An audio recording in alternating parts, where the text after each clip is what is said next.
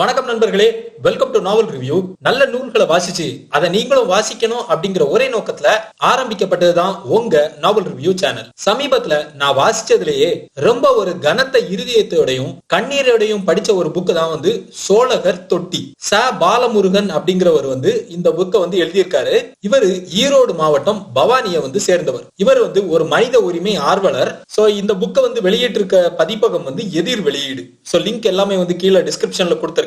சோழகர் தொட்டி என்ன பேரே ரொம்ப வித்தியாசமா இருக்கு அப்படின்னா, சோழகர்கள் இவங்க கர்நாடகா தமிழக எல்லையில ரொம்ப சொற்பமான எண்ணிக்கையில வாழக்கூடிய ஒரு ஆதி பழங்குடியினர். வேளாண்மை தான் இவங்களுடைய பூர்வ தொழில். இவங்க வசிக்கக்கூடிய அந்த ஊருக்கு பெயர் தான் தொட்டி.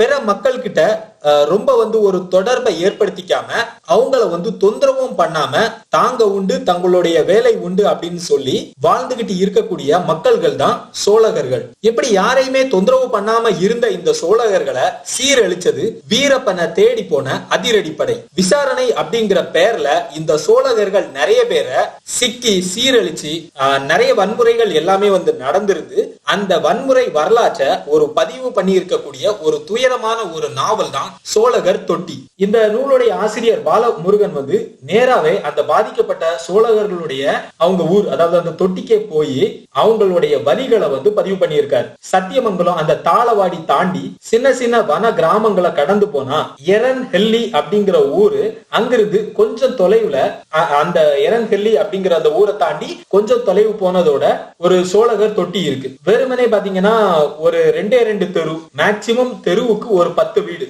இந்த தொட்டியில வாழக்கூடிய அந்த சோழகர்கள் தான் விசாரணையோடைய மொத்த வேதனையும் அனுபவிச்சாங்க. இந்த புக் ஒரு ஆவணத்துடைய பதிவு. இத 2 பகுதியா பிரிக்கலாம். முதல் பாதி ரொம்ப இன்ட்ரெஸ்டிங்கான அந்த சோழகர்கள் அந்த வனத்தோடைய இணைஞ்சி அவங்களுடைய வாழ்க்கை முறை, யானையை விரட்டுறதுன்னு அழகா அந்த அடர்ந்த காட்டு பயணம் மாதிரியே ஒரு மாதிரி பயணிக்கும். சோ ரொம்ப இன்ட்ரெஸ்டிங்கா இருக்கும்.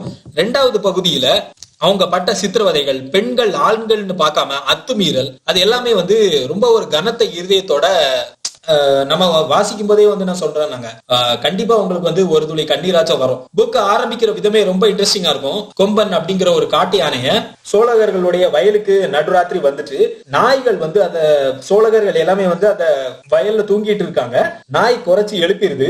உடனே எல்லா சோழகர்களும் சேர்ந்து வெடி, மத்தளம், அப்புறம் தகரம் எல்லாத்தையும் வச்சு அந்த கொம்பனை விரட்டுறாங்க.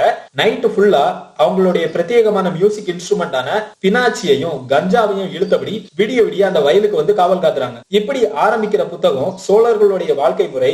அவங்களுடைய ஊர் தலைவர் பேர் கொத்தல்லி, குல தெய்வம் மணிராசன். இவங்க ஜடையன், அப்புறம் சனி கடவுளையும் கும்பிடுறாங்க. பூஜை பண்ணக்கூடிய பூசாரி கோல்காரன். இது எல்லாமே அந்தந்த பட்டத்தோடைய பெயர் தான். இந்த கொத்தல்லி அதுக்கப்புறம் கோல்காரன் இவங்க 2 பேர் அனுபவிச்ச பிறகுதான் புது ஆட்களுடைய பழகுறாங்க, பேசுறாங்க. அந்த தொட்டியை சுத்தியே என்ன பண்ணிடுறாங்க அப்படின்னா அந்த காட்டை திருத்தி அவங்களுக்கு தேவையான காய்கறியை விளைவிக்கிறாங்க. உப்பு, புளி இது எல்லாத்தையுமே பண்ட மாற்று முறையில வாங்கிக்கிறாங்க. இவங்களுடைய மொழி சோழகா. அதுக்கு எழுத்து வடிவம் எல்லாம் கிடையாது. வெளி மக்கள் கிட்ட தமிழும் கன்னடமும் கலந்த ஒரு மொழி பேசுறாங்க. சோழகர் பெண்கள் கால்நடைகளை மேய்ச்சலுக்கு அழைச்சிட்டு போறாங்க. ஆண்களுக்கு நிகரா அவங்களும் வேலை செய்யறாங்க. இவங்களுடைய மருத்துவம் ரொம்ப ஆச்சரியத்தை கொடுக்கும். ஏன்னா சோழகர் பெண்கள் பிரசவத்தப்ப தலை திரும்பினாலும் அந்த பெண்களுக்கு எளிமையா சுகப்பிரசவம் பண்ணிடுறாங்க. அதே மாதிரி பிரசவம் முடிஞ்ச அடுத்த நாளே இவங்க கால்நடைகளை மேய்ச்சிட்டு வேலைக்கு போயிடுறாங்க. சோ இது எல்லாமே வாசிக்கும் போது நமக்கு ரொம்ப வியப்பு தான் அதிகமாயிருக்கு.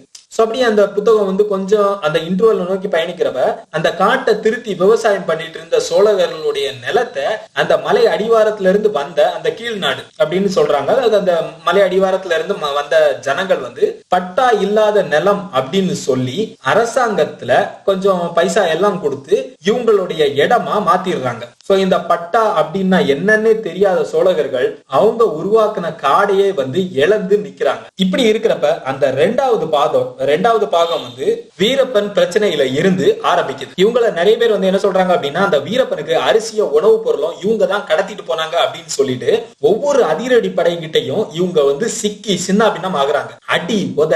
அதே மாதிரி பாத்தீங்கன்னா ரொம்ப கொடூரமா அந்த கைது பண்ணப்பட்ட ஒவ்வொரு பழங்குடி பெண்ணையுமே இந்த அதிரடி படையினர் என்ன சொல்றாங்க அப்படின்னா, நீங்க ஒவ்வொருத்தருமே வீரப்பன் கூட பாலியல் உறவு கொண்டவங்க அந்த சம்பவங்கள் எல்லாத்தையுமே வந்து பதிவு பண்ணுது.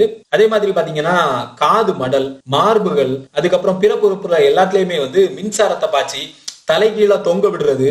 அதே மாதிரி ஒருத்தர் வந்து ஒரு வயசானவர், அவரை வந்து அடிப்பாங்க. அப்போ வலி தாங்க முடியாம அவர் வந்து மலம் கழிச்சிருவாரு. சோ அந்த மலத்தை அவரே வந்து அருந்த சொல்றது அப்படின்னு சொல்லிட்டு ரொம்ப கொடூரமா இருக்கும். அதே மாதிரி அந்த ஒரு தகப்பனும் மகனையும் வந்து விசாரணைக்கு கூட்டிட்டு போவாங்க. அப்போ மகனை வந்து தந்தைய லத்தியால் அடிக்க சொல்லுவாங்க. அதே மாதிரி தந்தைய மகனை வந்து செருப்பால அடிக்க வைப்பாங்க. சிறு வயது பெண்ணை வந்து நிர்வாணப்படுத்தி சங்கிலியால நிக்க வைப்பாங்க அப்படின்னு சொல்லிட்டு உடல் ரீதியான, மன ரீதியான வந்து, அதுக்கப்புறம் பாலியல் ரீதியான தாக்குதல்கள், வன்முறை எல்லாத்தையுமே வந்து ரொம்ப காட்டுமிராண்டித்தனமா இருக்கும். அது எல்லாத்தையுமே நாம வந்து நிறைய விஷயங்கள் ரொம்ப சொல்லவே முடியாத விஷயங்கள் எல்லாத்தையுமே வந்து நடக்கும். அதாவது தாயோடைய கண்ணெதிரிலேயே மகள், அதே மாதிரி மகளுடைய எதிரிலேயே தாய் அப்படின்னு சொல்லிட்டு ரொம்ப ஒரு கொடூரமா இருக்கும். இந்த மாதிரியான அந்த கொடூரமான விசாரணை முறைகளை வந்து நாம வந்து அந்த பக்கங்கள் எல்லாத்தையுமே வந்து படிக்கும்போது ஒரு கனத்த இருதயத்தோட தான் நாம வந்து படிக்க நேரிடும். இந்த துயரங்கள் எல்லாத்தையுமே வந்து விசாரிக்க அமைச்ச சதாசிவம் கமிஷன் முன்னாடி சாட்சி சொன்ன இந்த மனிதர்களுடைய கதைய ஒரு இலக்கிய படைப்பா தந்திருக்காரு. விசாரணை ஆணையத்துடைய பதிவு வந்து வேற மாதிரி இருக்கலாம். ஏன்னா வரலாறே பாத்தீங்கன்னா அது எப்பவுமே வெற்றி பெற்றவங்களாலதான் எழுதப்படுது. சோ இது வந்து ரொம்ப மனசை வந்து ஒரு ரொம்ப டச் பண்ண, நான் முன்னாடியே சொன்ன மாதிரி ஒரு கனத்த இருதயத்தோட தான் இந்த புக்கை வந்து நீங்க வந்து கீழே வைப்பீங்க. எப்படி ஒரு காடு அந்த கொம்பனை விரட்டுறதுல ஒரு சந்தோஷமா ஆரம்பிச்ச அந்த நாவல் வந்து கடைசியில ஒரு துளி கண்ணீரோட தான் இந்த புக் வந்து கீழே வைக்க முடியும். ஒரு சின்ன குறை என்ன அப்படின்னு பாத்தீங்கன்னா, ஒரு கிட்டத்தட்ட நம்ம வந்து அந்த நடைகள் வந்து ஒரு செய்தி வாசிக்கிற ஒரு துணி அந்த மாதிரியே தான் இருக்கும். கிட்டத்தட்ட ஒரு டாக்குமெண்ட்ரி மாதிரியே தான் இருக்கும். சோ அது வந்து ஒரு சின்ன ஒரு குறையா இருக்கு. மத்தபடி வந்து அதுல அந்த கொத்தல்லி வந்து ரொம்ப அழகா சொல்லியிருப்பாரு. நாங்க இப்ப எல்லாத்தையுமே மறந்து நார்மலான லைஃப்க்கு நாங்க வந்து திரும்பிட்டு இருக்கோம். சோ பிள்ளைகள் எல்லாத்தையுமே வந்து நாங்க வந்து படிக்க வைக்கிறோம். ஏன்னா எங்களுடைய பாரம்பரியங்களை தெரிஞ்சு ஒரு பிரயோஜனமும் இல்ல. என்னமோ அவங்க இந்த மாதிரியான கல்வி இது எல்லாத்தையுமே கத்துக்கிட்டு இந்த பட்டா, அதுக்கப்புறம் இந்த விசாரணை, இதுல இருந்து எல்லாமே வந்து அவங்க தப்பிக்கணும் அப்படின்னா அதுக்கு அவங்க கல்விதான் வேணும். அதனால எப்படியாச்சும் எல்லா பிள்ளைகளையும் கல்விக்கு அனுப்பணும் அப்படின்னு சொல்லி நாங்க ஊர்ல ஒரு உத்தரவு போட்டிருக்கோம் அப்படின்னு சொல்லிட்டு ரொம்ப ஒரு துயரத்தோட காட்டை நோக்கி நடந்துகிட்டு இருக்க மாதிரி இந்த அழகா இந்த சோழகர் தொட்டி வந்து முடியும். நீங்க இந்த புக்கை வந்து கண்டிப்பா வாசிச்சு பாருங்க. சோ லிங்க் வந்து கீழே டிஸ்கிரிப்ஷன்ல கொடுத்துருக்கேன். ரொம்ப ஒரு கனத்த இருதயத்தோட தான் இந்த புக் வந்து கீழே வைப்பீங்க. உங்களுக்கு இந்த புக்குடைய தாக்கம் வந்து கிட்டத்தட்ட ஒரு 3-4 நாள் கண்டிப்பா இருக்கும். எனக்கெல்லாம் ஒரு 6-7 நாள் கிட்ட இந்த புக் வந்து ரொம்ப ஒரு தாக்கத்தை ஏற்படுத்திச்சு. நன்றி. கண்டிப்பா இந்த புக் வந்து வாசிச்சு பாருங்க. அடுத்த வீடியோல வேற ஒரு நல்ல புக்கோடைய ரிவ்யூவோட நான் வந்து உங்களை சந்திக்கிறேன்.